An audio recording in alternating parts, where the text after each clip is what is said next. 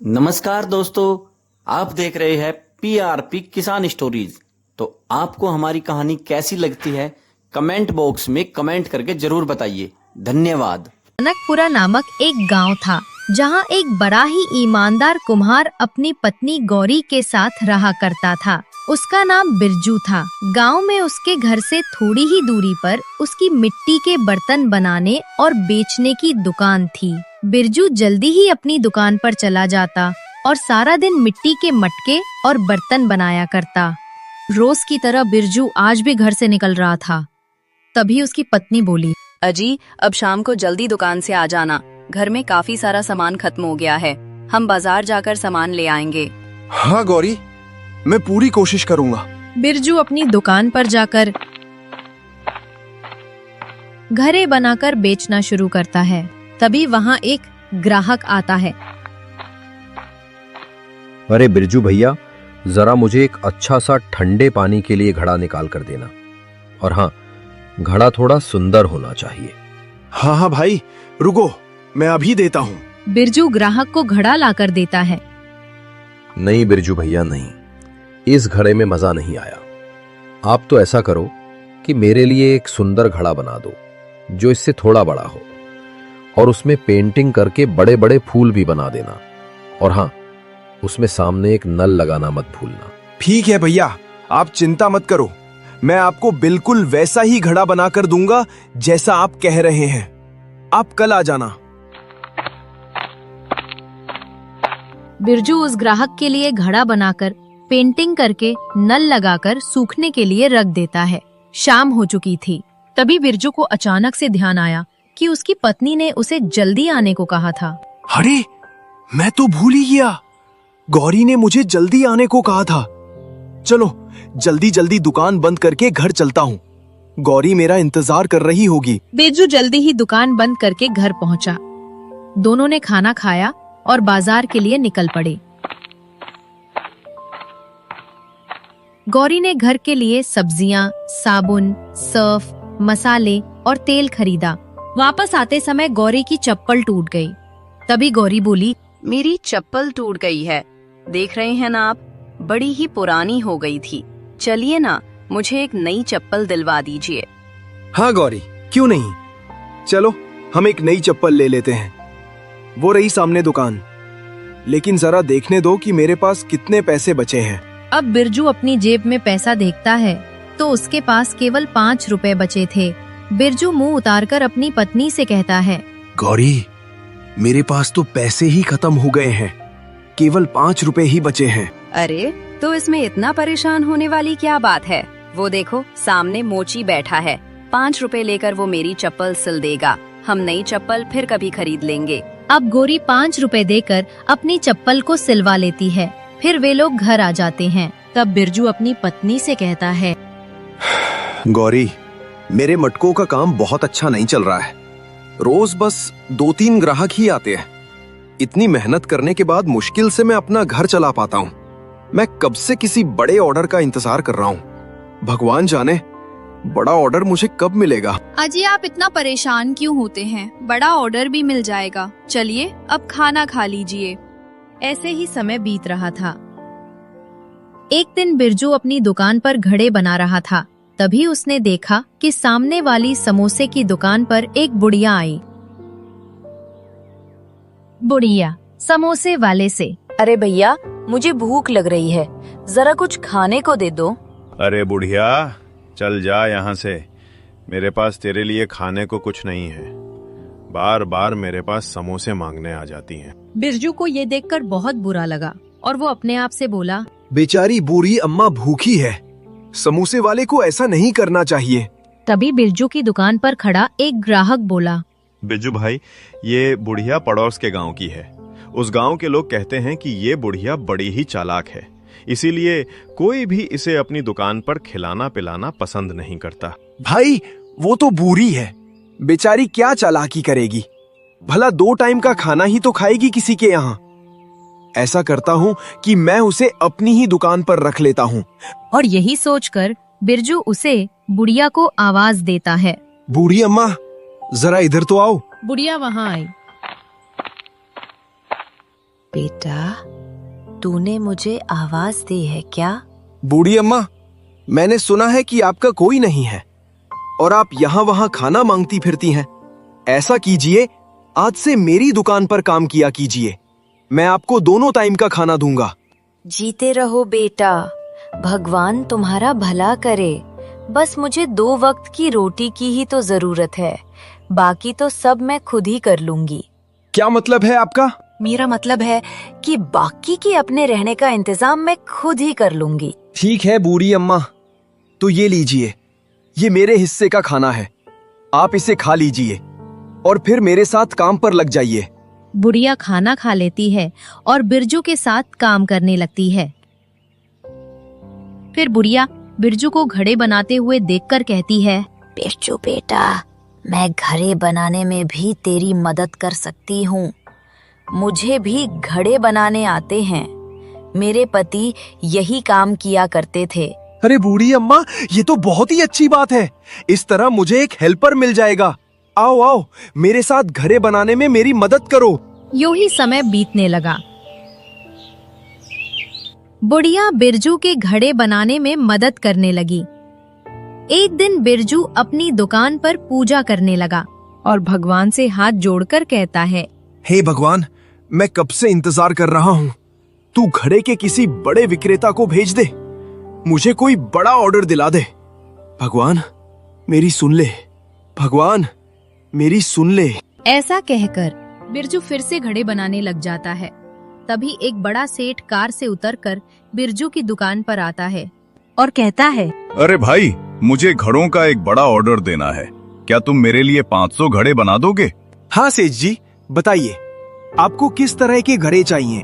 देखो भाई, मेरा मिट्टी के खिलौनों और बर्तनों का व्यापार है।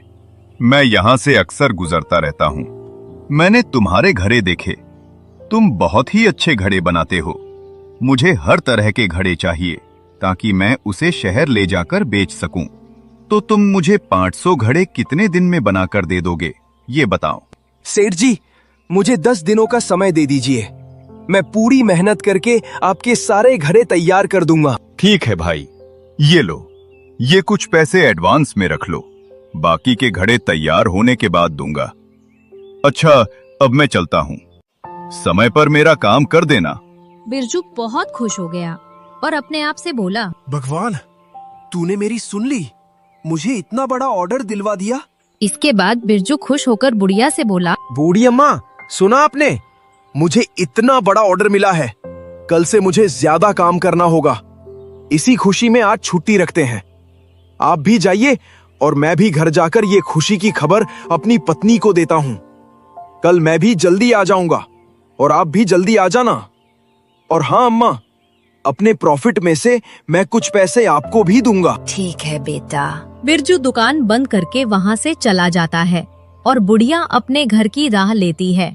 रास्ते में बुढ़िया सोच रही थी, ये बिरजू को तो इतना बड़ा ऑर्डर मिला है और वो मुझे कुछ ही पैसे देगा।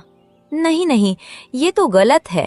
कुछ ऐसा करना होगा कि सारा का सारा पैसा मुझे मिल जाए, लेकिन बिरजू को इस बात की भनक न लगे। दूसरी तरफ बिरजू घर पहुंचकर अपनी पत्नी को सारी बातें बताता है। ये सब सुनकर बिरजू की पत्नी कहती है, हाँ जी, आप बिल्कुल सही कह रहे हैं। लगता है भगवान ने आपकी सुन ली। हाँ गौरी, तुम सही कह रही हो। अब तुम देखना, मैं बहुत मेहनत करके बहुत अच्छे घड़े बनाऊंगा। यदि उस सेठ को ये घड़े पसंद आ गए और उसने खरीद लिए, तो हो सकता है कि ऐसे और बड़े बड़े ऑर्डर आए और हम अमीर हो जाएं। हाँ जी, आप बिल्कुल सही कह रहे हैं। अगले दिन बिरजू जल्दी ही दुकान पहुंच जाता है और पूरे हफ्ते काम करके 500 घड़े तैयार कर देता है। सुबह सुबह बुढ़िया से कहता है, बूढ़ी अम्मा, सारे घड़े अच्छे से रख दिए हैं ना? हाँ हाँ बेटा, मैंने सारे घड़े अच्छे से रख दिए हैं। तू चिंता मत कर, सेठ आता ही होगा। मैंने खाना खा लिया है, तब तक तू भी खाना खा ले। ठीक है बूढ़ी अम्मा, मैं अंदर बैठकर खाना खा लेता हूँ। बिरजू अंदर खाना खाने के लिए जाता है। तब बुढ़िया अपने आप से कहती है, बिरजू बेटा, तू खाना खा ले। तेरे खाने में मैंने पेट खराब करने की दवा मिला दी है। जैसे ही तू खाना खाएगा, तेरा पेट गड़बड़ हो जाएगा और तू घर चला जाएगा। फिर मैं इन घड़ों को सेठ को देकर सारे पैसे खुद ही रख लूंगी। बुढ़िया की चाल कामयाब होती है। बिरजू का पेट दर्द होता है और उसे चक्कर आते हैं। अब यह देखकर बुढ़िया बिरजू से कहती है, बेटा, लगता है तेरी तबीयत ठीक नहीं है। ऐसा कर, तू घर जाकर आराम कर। सेठ आएगा तो मैं उसे घड़े दे दूंगी। तू चिंता मत कर। ठीक है अम्मा, आप संभाल लेना, मैं चलता हूँ। बिरजू घर चला जाता है। सेठ आता है। बुढ़िया उससे पैसे लेकर सारे के सारे घड़े सेठ को बेच देती है। फिर बुढ़िया अपने आप से कहती है, घड़े तो मैंने बेच दिए और पैसे भी रख लिए, लेकिन अब मुझे ये सोचना होगा कि मैं बिरजू को क्या कहूँगी। शाम को बिरजू वापस दुकान पर आता है तो देखता है कि बूढ़ी अम्मा दुकान के कोने में बैठी रो रही है। क्या हुआ अम्मा, आप रो क्यों रही हैं? और मेरे घड़े बेच दिए ना आपने? मैं क्या बताऊं बेटा, तेरे घर जाने के बाद मैंने काम किया और मेरी आंख लग गई। फिर न जाने कब चोर आए और सारे घड़े चुरा कर ले गए। जब सेठ आया तो दुकान पर कोई घड़ा नहीं बचा था, वो खाली हाथ ही लौट गया। तब से ही रो रही हूँ मैं। अम्मा, अगर चोरों ने घड़े चुरा लिए तो इसमें आपकी कोई गलती नहीं है। शायद भगवान ने ये पैसे मेरे हिस्से में नहीं लिखे थे। आप चिंता मत कीजिए, हम दूसरे घड़े बना लेंगे। और अगर वो सेठ चला गया तो क्या हुआ, कोई और सेठ आ जाएगा। शाम को जब बिरजू घर आया तो उसने अपनी पत्नी को सारी बात बताई। ये सारी बातें सुनकर बिरजू की पत्नी बोली, अजी, मुझे तो ये बुढ़िया कुछ ठीक नहीं लगती। कहीं मटकों के गायब होने के पीछे बुढ़िया का ही तो हाथ नहीं है। कैसी बात करती हो गौरी, वो बेचारी बूढ़ी अम्मा मटके गायब करके भला क्या करेगी? मुझे समझ नहीं आया कि रोज की तरह आप सादा खाना खाते हैं, लेकिन जिस दिन मटके बिकने थे उसी दिन आपकी तबीयत खराब हुई और फिर मटके गायब हो गए। आप तो उस बुढ़िया से थोड़ा बचकर ही रहना। मुझे तो उसकी नीयत कुछ ठीक नहीं लगती। ठीक है गौरी, मुझे भूख लगी है, मुझे कुछ खाना खिला दो। ऐसे ही समय बीता। फिर एक दिन गांव का सरपंच आया और बोला, अरे बिरजू भाई, मुझे गांव में अलग अलग जगह रखने के लिए 50 घड़ों की जरूरत है और 3 दिनों में मुझे घड़े चाहिए। क्या तुम बना दोगे? हाँ सरपंच जी, क्यों नहीं, मैं जरूर बना दूंगा। बिरजू 3 दिन के अंदर 50 घड़े तैयार कर देता है। उधर बिरजू खाना खाने बैठ जाता है और इधर एक ग्राहक आता है। बुढ़िया से कहता है, अरे अम्मा, जरा 10 घड़े तो देना। बुढ़िया उसे 10 घड़े बेच देती है और पैसे चुपचाप रख लेती है। फिर जब बिरजू घड़े देखता है तो 10 घड़े कम होते हैं तो बुढ़िया कहती है, बेटा, मुझे इस बारे में कुछ नहीं पता है, मैं तो काम कर रही थी। अब तो बिरजू को भी बुढ़िया पर शक होने लगता है। अब अक्सर ही ऐसा होता, बिरजू घड़े बनाता और उनमें से कुछ घड़े चुरा कर बुढ़िया बेच देती। बिरजू ये सारी बातें अपनी पत्नी को बताता है तो उसकी पत्नी कहती है, मैं तो आपको शुरू से ही कह रही थी कि मुझे ये बुढ़िया ठीक नहीं लगती। जरूर ये घड़े चुरा कर बेच देती है। हाँ गौरी, तुम सही कहती हो। अब तो मुझे भी बुरी अम्मा पर शक होने लगा है, लेकिन जब तक मेरे पास कोई पक्का सबूत ना हो, ना ही तो मैं उन्हें दुकान से निकाल सकता हूँ और ना ही उन्हें कुछ कह सकता हूँ। अगले दिन बिरजू बाजार से कुछ सामान लेने गया हुआ था। तभी बिरजू को उसका एक दोस्त मिला जिसके हाथ में मटका था। बिरजू उसके पास जाकर बोला, क्यों भाई कौशल, अगर तुम्हें मटका ही चाहिए था तो मुझसे ही ले लेते, थोड़े कम दामों में दे देता तुम्हें, लेकिन तुम मेरे होते हुए कहीं और मटका खरीद रहे हो। अरे भाई, मैं तुम्हारे होते हुए भला कहीं और से मटका क्यों खरीदूंगा? ये तो तुम्हारी ही दुकान का मटका है। तुम्हारी दुकान पर जो बूढ़ी अम्मा रहती है ना, उन्हीं ने मुझे दिया है। फिर कौशल बिरजू को वो मटका दिखाता है। बिरजू मटका पहचान लेता है। अब बिरजू समझ जाता है कि बूढ़ी अम्मा ही चोर है। बिरजू घर आकर अपनी पत्नी को सारी बातें बताता है। गौरी, ये बात तो पक्की हो गई है कि बूढ़ी अम्मा ही चोर है। अब समझ नहीं आ रहा है कि मैं बूढ़ी अम्मा को रंगे हाथों पकड़ूं कैसे। गौरी थोड़ी देर कुछ सोचती है और कहती है, अजी, मेरे दिमाग में एक बहुत अच्छा आइडिया है। जब आपको अगला ऑर्डर मिलेगा तब आपको ये करना है। गौरी बिरजू के कान में कुछ कहती है। ऐसे ही कुछ दिन बीत जाते हैं। एक दिन राजा के कुछ सैनिक बिरजू की दुकान पर आते हैं और कहते हैं, अरे ओ कुम्हार, हमारे महाराज के यहाँ पुत्र का जन्म हुआ है और इसी खुशी में वो 1000 मटके का दान देना चाहते हैं। हमारे महाराज ने सुना है कि तुम बहुत अच्छे मटके बनाते हो, तो बताओ क्या तुम महाराज को दान देने के लिए 1000 मटके तैयार कर पाओगे? हाँ, क्यों नहीं, मैं 1000 मटके बना दूंगा। महाराज से कहना कि मैं उनके लिए बहुत सुंदर मटके बनाऊंगा। आप निश्चिंत होकर जाइए, पूरे 15 दिन बाद आपको आपके मटके तैयार मिलेंगे। सैनिक वहाँ से चले जाते हैं। बिरजू बहुत खुश हो जाता है और बूढ़ी अम्मा से कहता है, सुना बूढ़ी अम्मा, हमें इतने घड़ों का ऑर्डर मिला है। हम दोनों को बहुत मेहनत करनी होगी। मैं मटके बना दूंगा और आप उनमें फिनिशिंग कर देना। मैं आपको भी आपकी मेहनत के अच्छे खासे पैसे दूंगा। हाँ हाँ बेटा, क्यों नहीं, मैं तेरी पूरी मदद करूंगी। ये कहकर बूढ़ी अम्मा मन ही मन सोच रही थी, पूरे 1000 घड़ों का ऑर्डर मिला है बिरजू को। अच्छे खासे पैसे देंगे महाराज।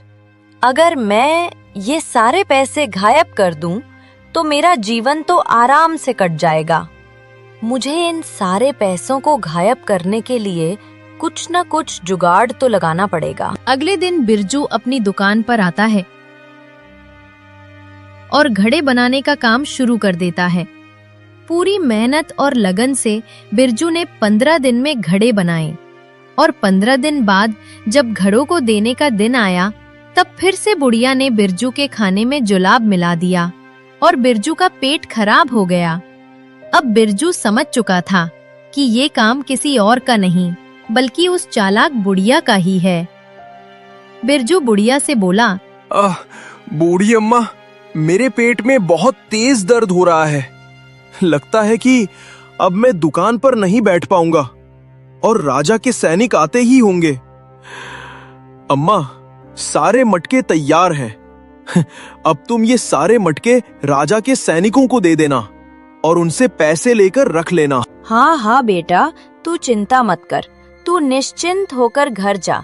मैं सारे मटके ठीक तरह से राजमहल पहुंचा दूंगी और जो भी पैसे मिलेंगे वो तेरे लिए रख दूंगी। अब बिरजू अपने घर चला जाता है। शाम को सैनिक आते हैं। बुढ़िया उन्हें सारे मटके दे देती है और पैसे लेकर अपने पास रख लेती है। फिर दूसरे दिन जब बिरजू दुकान पर आता है, तो बुढ़िया रोते हुए कहती है, मैं क्या बताऊं बेटा, 2 चोर आए थे, मुझे मार पीट कर धक्का दे दिया और सारे मटके उठाकर ले गए। मैं उन्हें रोक नहीं पाई। कोई बात नहीं अम्मा, जाने दो। शायद इन घड़ों के भी पैसे मेरी किस्मत में नहीं थे। बिरजू मन ही मन कहता है, बूढ़ी अम्मा, इस बार तुम नहीं बचोगी। दूसरी तरफ राजा ने सभी घड़ों को दान कर दिया। कुछ दिन बाद गांव का एक व्यक्ति मंत्री जी के पास आया और बोला, महामंत्री जी, महाराज ने हम गरीबों के साथ ऐसा मजाक करके ठीक नहीं किया। ये क्या कह रहे हो तुम युवक? क्या हुआ है तुम्हारे साथ? मंत्री जी, जब महाराज के यहाँ पुत्र का जन्म हुआ तो सारी प्रजा ने उसे बहुत आशीर्वाद दिया और महाराज ने अपने पुत्र के जन्म पर खुश होकर सारी प्रजा में मटके बांटे।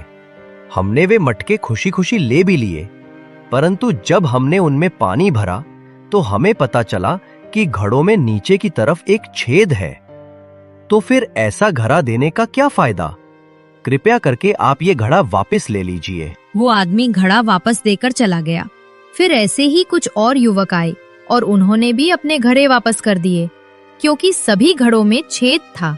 अब महामंत्री महाराज के पास पहुँचे और सारी बातें बताते हुए बोले, महाराज, प्रजा हमारे इस दान से बहुत दुखी है, क्योंकि हर घड़े में नीचे छेद है। परंतु ये कैसे हो सकता है मंत्री जी? हमने तो राज्य के सबसे अच्छे कुम्हार से ये सारे घड़े खरीदे। अवश्य उस कुम्हार ने अपना काम ठीक तरह से नहीं किया है।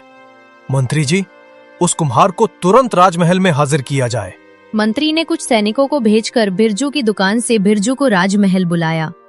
फिर महाराज बिरजू से बोले, कुम्हार, तुमने हमारे साथ धोखा किया है। क्या तुम्हें इसकी सजा नहीं मालूम? क्षमा करें महाराज, मैंने आपके साथ कोई धोखा नहीं किया है।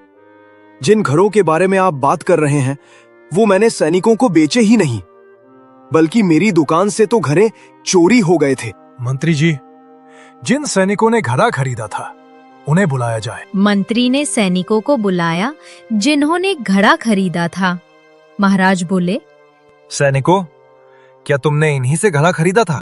जी महाराज, हमारी बात तो उनसे ही हुई थी, परंतु जब घड़ा लेने पहुंचे तो वहां पर ये नहीं थे, बल्कि बुढ़िया थी।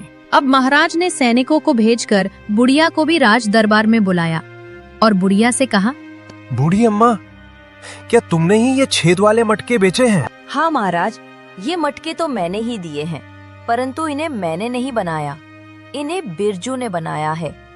इसलिए यदि मटकों में छेद है तो उसकी जिम्मेदारी मेरी नहीं है। मुझे इन मटकों के छेद के बारे में कुछ भी पता नहीं। लेकिन बूढ़ी अम्मा, आप तो कह रही थी सारे मटके चोरी हो गए हैं, और यदि मेरे सारे मटके चोरी हो गए थे तो फिर ये वही मटके नहीं हैं जो मैंने बनाए थे।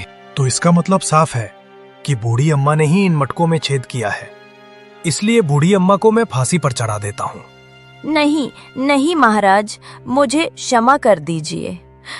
ये वही मटके हैं जो राजू ने बनाए थे, पर मैंने राजू से झूठ कहा कि ये मटके चोरी हो गए। वास्तव में मैंने ही ये मटके चोरी करके बेच दिए थे। इससे पहले भी मैं राज्यों के कई मटके चोरी करके बेच चुकी हूँ, पर उनमें से किसी में भी छेद नहीं था।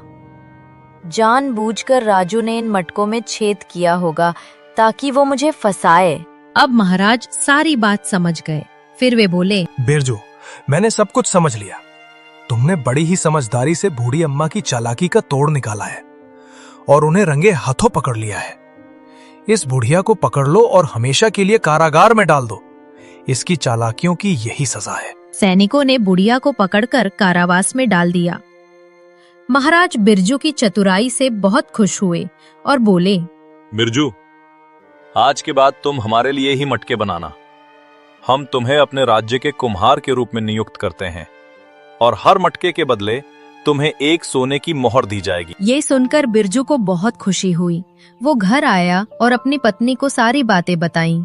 महाराज ने उन्हें महल में रहने के लिए जगह भी दी और नौकरी भी। अब उनका जीवन बहुत अच्छा हो गया।